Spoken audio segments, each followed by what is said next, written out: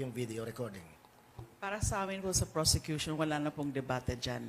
Parang pinapakita nila na authentic. Bakit sila magpapakita ng portions of the same video kung hindi sila naniniwala na ito ay authentic?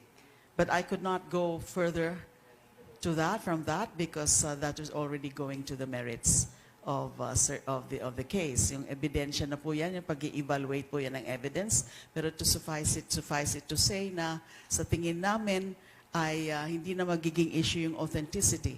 At pinakita na nga ay yung proseso, in-explain, inano sa atin, pinakita sa atin ni Agent Calilong paano ino-authenticate ang isang video recording. Step by step, lumabas po yun doon sa direct examination at wala naman pong na biyak na anumang parte doon sa testimonya ni Agent Calilong. Kahit po under the crucibles or the test of cross-examination, because a cross-examination is a stress test, it's really a stress test, and therefore kapag hindi bumibigay ang ebidensya, ay ito ay lalong tumitibay after cross-examination.